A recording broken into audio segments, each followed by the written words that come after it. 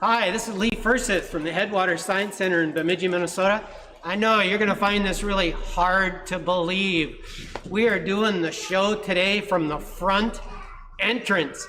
All right, help them believe this, Angie. We're going to turn the camera to the outside just so you can believe that we're actually doing the show right from the front entrance. And you could dip it down a little bit. We actually have a live audience today as we read the stories. We do this every single Wednesday. And for Wednesday after Wednesday after Wednesday, like for 75 weeks straight, I have been reading, mostly me. Okay, Katura's done some reading and Angie's done some reading too, but it's usually me. I've been reading to Orion the Bunny. We're not reading to Orion the Bunny today. It's because the topic I chose would frighten Orion. The topic of today's show is right here, wolves. This wolf is at the front entrance of the Science Center, and today the books are about wolves. Orion and I made a deal many weeks ago. No stories about large carnivores. You know what carnivores eat? You guys know what carnivores eat? Meat, that's exactly right, and a bunny would fit into that category.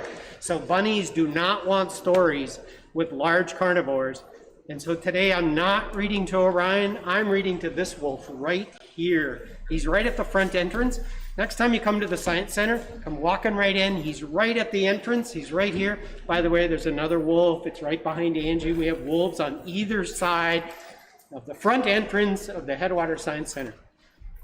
So why am I reading about wolves?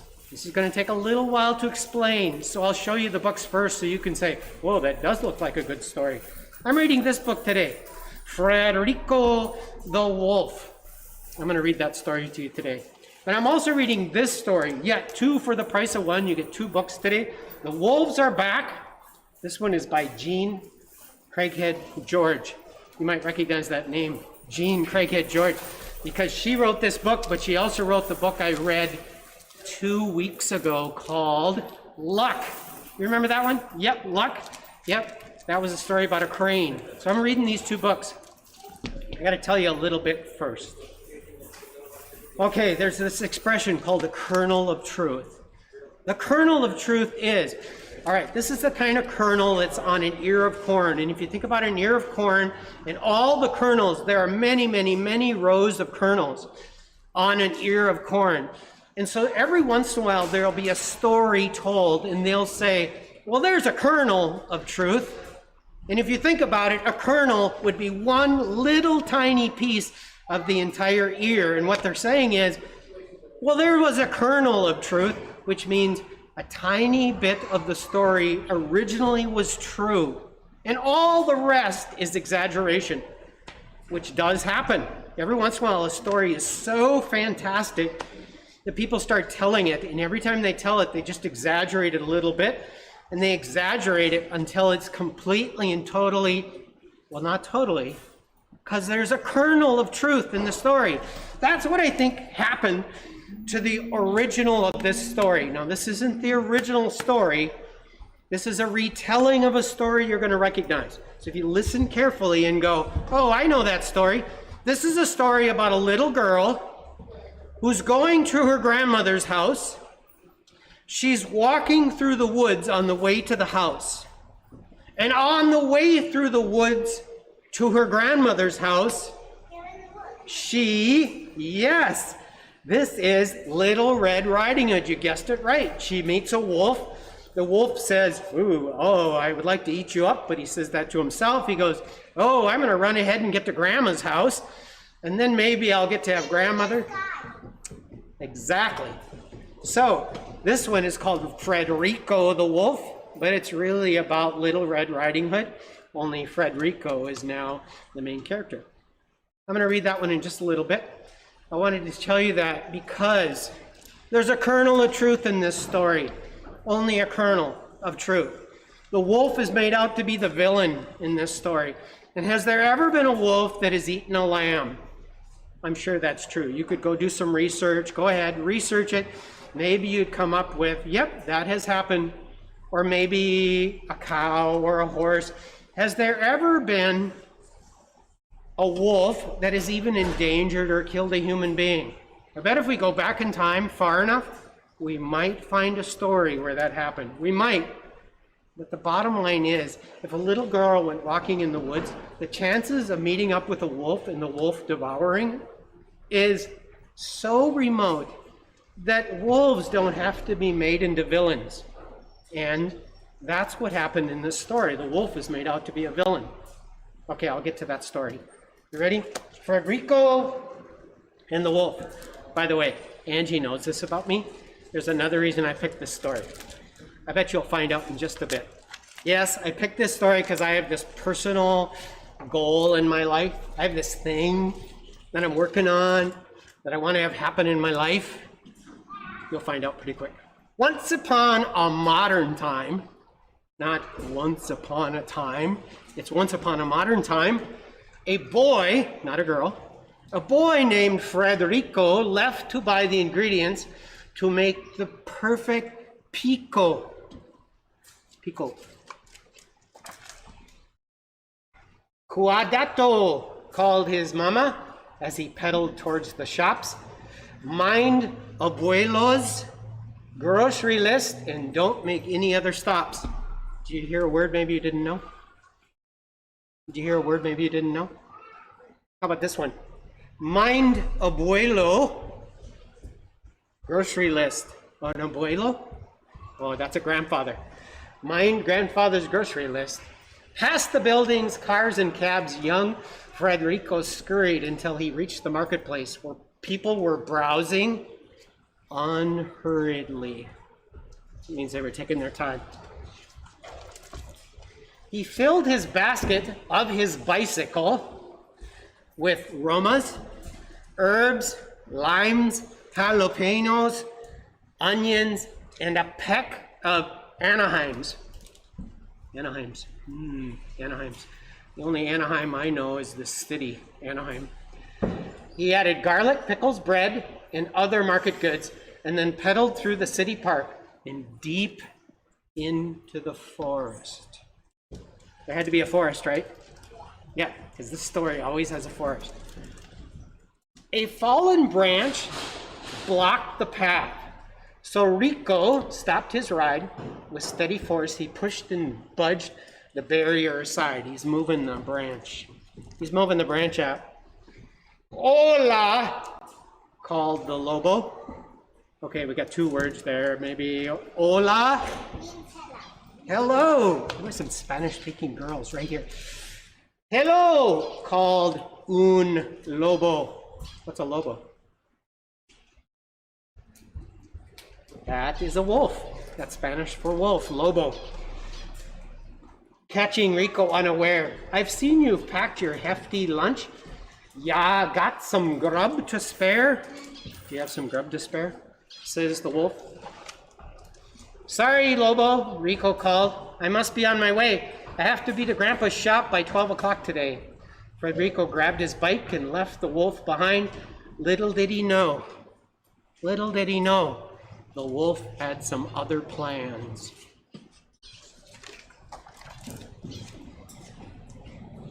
La tienda was deserted. Rico listened, not a sound. The sign said closed. And what were those? Paw prints on the ground just outside the store. La tiendo. Maybe if you look at the picture real carefully, I'm going to show it to the camera first, then I'm going to come show you. Are we looking right through the door of the store? Yeah, Maybe you see somebody behind the counter. Do you? Oh, that would be a lobo. Right? A lobo? A wolf? Frederico peeked inside. Alarmed by what he saw, a figure waved to him, but the figure had this large furry paw. Abuelo, whispered Frederico, pulling off his hood. Abuelo? What does abuelo mean? That's Grandpa. Grandpa? Yes, it's me, but I can't see, so come closer so I can see you, he said. I think you need a shave, abuelo. Your beard seems a bit thick. You think so? Said El Lobo. Steady grooming does the trick. Your arms have gotten awfully grande. Your arms have gotten awfully strong, actually big, but that's the same thing. My new workouts at the gym have made me strong. I have new dentures too. Dentures are, he's pointing to his teeth. They help me to chew because they're sharp and long. But now the wolf was drooling. Some drool was coming down his cheek. All this chatter is getting old. I'm hungry, bub. I need some grub before I pass out cold. Okay, said Rico. Let me see. I brought your favorite treats. Whole grain bread, a cabbage, a jar of pickled beets. El Lobo's nose began to twitch. Mi niño, here's the deal. Mi niño, here's the deal. That's my boy, here's the deal. Set those yucky things down, because I'm going to make you into the meal. Sounds a little scary? Don't worry, it's a fairy tale. Comes out all right. Hang in there. Comes out all right. He bounded up from La Silla. He bounded up from La Silla, his chair, with a grunting growl shouting. But Rico, did you hear a wolf howling? I think I heard one. It could have been. I just barely heard it. But Rico tossed some chili powder straight into his snout. He's putting chili powder into his nose. The wolf inhaled. He sniffed, he snuffed, he itched, he twitched, he wheezed. He tried to wipe his drippy nose, and then he went, ah, ah, ah, chew. Frederico ducked and dashed, then rummaged through his sack. Not so fast, you tasty little tyke. I haven't had my snack. But Rico quickly plotted. When the wolf's mouth opened wide, he grabbed an habanero and he jammed it deep inside his mouth. A habanero? It's actually a pepper, and it's a pepper that's so hot that watch his face. Are you seeing it over there? You're almost as interesting as this little girl right here, so I got to remember to show you out there in virtual land. Lobo gulped, he gagged, he coughed. His ojos blazed bright red. His ojos blazed bright red. What's blazing bright red? His eyes, that's right. Steam was puffing out his ears. I need to dunk my head. He hurtled through La Puerta. La Puerta is the door, with a shrieking, gasping scream, and dashed as fast as he could off towards a distant stream. He needs a drink really bad, right there. He's going, please, please, this is too hot. Ayuda, cried Abuelo. Ayuda. That would be help. Help, help, help. From inside the box, Rico found him safe and snug, but he only had on his shorts and socks. Gracias, he scampered out. Gracias meaning, thank you. Wow, you really do speak Spanish. Wow, who knew we'd have an audience member that speaks Spanish? Gracias, he scrambled out with shouts of pride and joy. I thought that wolf would do us in, but you prevailed, my niño. They cleaned the mess, and Grandpa got dressed, and then shared a bit of lunch. How about we make a sauce that packs a special punch? So they chopped and diced and used up lots of spices and simmered the sauce all night long. Then they bottled their concoction and named it Wolf Bang Sauce. Extra bite.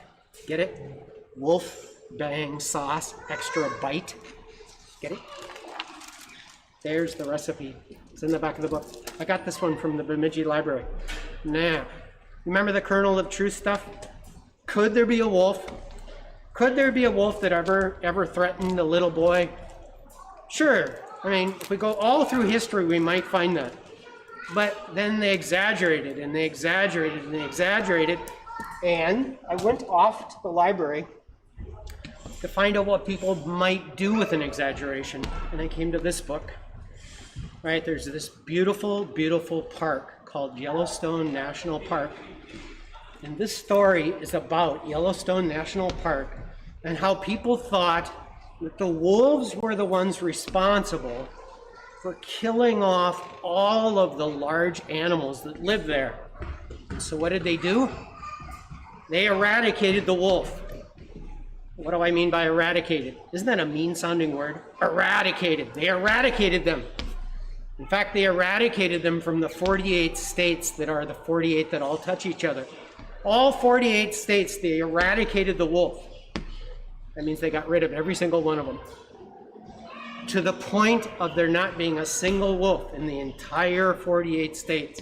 They eradicated them. And they especially eradicated them from Yellowstone National Park. So what happened because of that is what this book is about. And it's a little bit longer, so I will read as much of it as I can. This wolf putt pricked up his ears.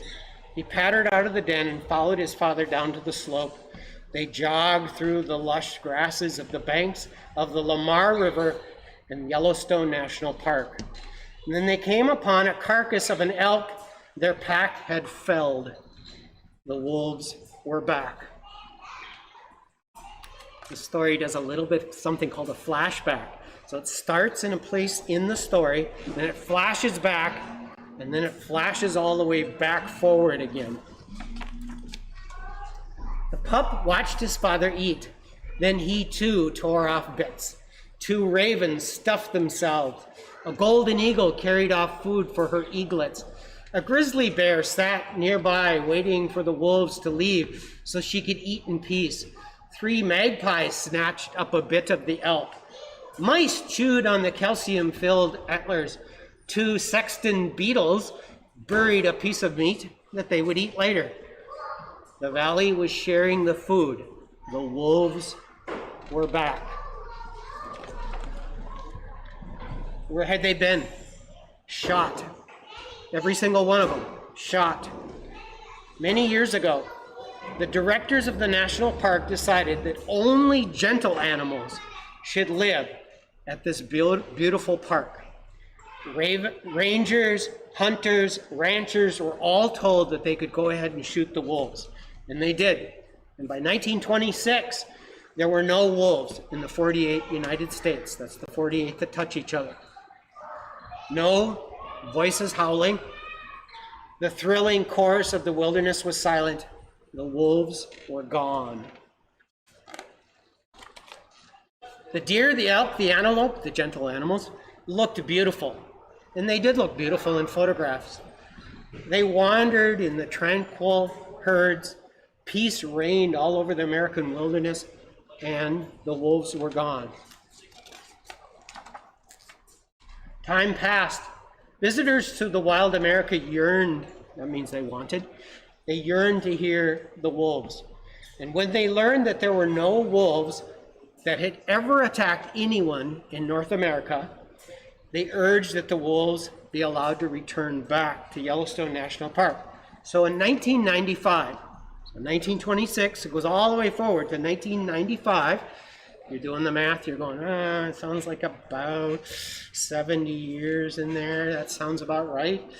In 1995, 10 adult wolves were brought back from Canada to Yellowstone National Park, and they were set free. And there they were. They dug dens. They bore pups.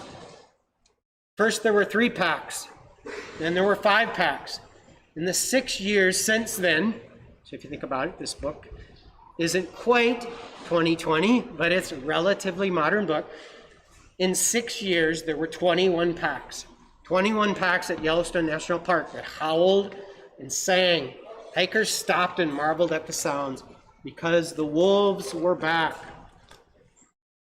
The pup who had followed his father to eat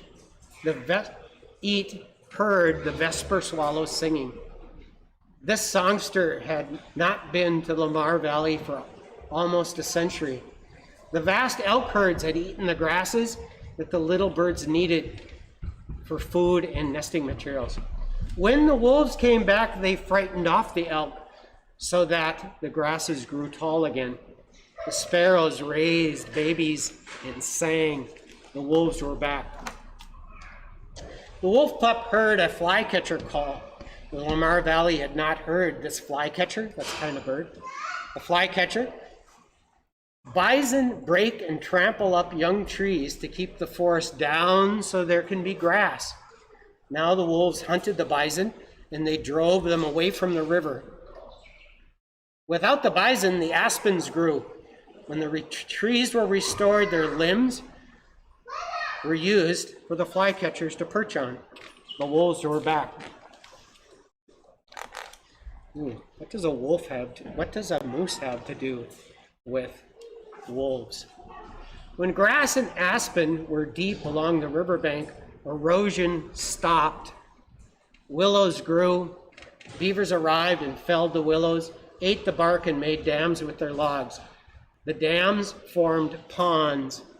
Waterbirds, fish, and frogs all flocked to the ponds, and dragonflies zoomed around them. The pup peered ahead. In front of him sat one of the few coyotes that the wolves had not killed when they first arrived in the valley. After the wolves thinned out the coyotes, the number of ground squirrels that the coyotes fed upon increased. Ground squirrels were the badger's main food. Is a badger? Badgers moved back into the valley that was now rich with ground squirrels. The badgers ate well. They dug tunnels for homes because the wolves were back. Nice picture. The grizzly bears shared the wolf kills and had 2 or 3 babies every single time. So there's a little thing that's important. The number of cubs that a bear tends to have is based mostly on how well they're eating. So if they're eating enough, they're going to have more cubs. They're going to have more babies. So now they're having 2 or 3 every single time. The wolf pup with his father ate until his stomach was round, and then followed his father. Welcome back. Followed his father back to their den. They walked through the gardens of the wildflowers. The wolves had scared away the mountain sheep that had chewed the flowers right down to the ground, and now they had to move up and live on the rocky cliffs. Flowers filled the valley. Bees and butterflies that fed on the flowers returned. Warblers sang. Hummingbirds brightened the valley. Like pieces of kaleidoscope. Kaleidoscope is kind of something you can look through, and it creates all kind of colors. The broken parts of the wilderness were tumbling back into place. The wolves were back. The pup grew up. He was taught to hunt by his father and mother. He helped take care of the next litter of puppies, and then he left his home too. There he goes. That's the pup. He is now full grown. The young male went south, where he met a mate from the Yellowstone Delta Pack. They trotted side by side into the Teton Wilderness and dug a den along the Snake River. They scared the elk away. They scattered the bison. They frightened the sheep up into the cliffs. The grass grew tall, the riverbanks stopped eroding. Willow and aspen trees flourished. Beavers built ponds, birds sang, flowers bloomed. The wilderness was in perfect balance again, and the wolves were back. That story is by Gene Craighead George.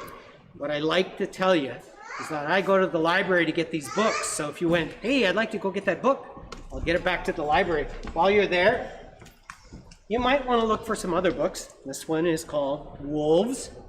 This is in the nonfiction section. Learn a little bit more. This is called Gray Wolves. Again, you can find this one at the Bemidji Public Library. And this one was back in the fiction section called The Little Wise Wolf. What I like about this story, unlike the first one I read, the Little Red Riding Hood one, this wolf isn't made into a villain. So, there's the books I picked out today. Thanks. We're saying goodbye to our audience. And we're open 7 days a week, Monday through Saturday. That's 9:30 to 5. We're open on Sundays from 1 to 5. We do this type of show every single day only. Reading out loud is only on Wednesdays. Thanks for tuning in.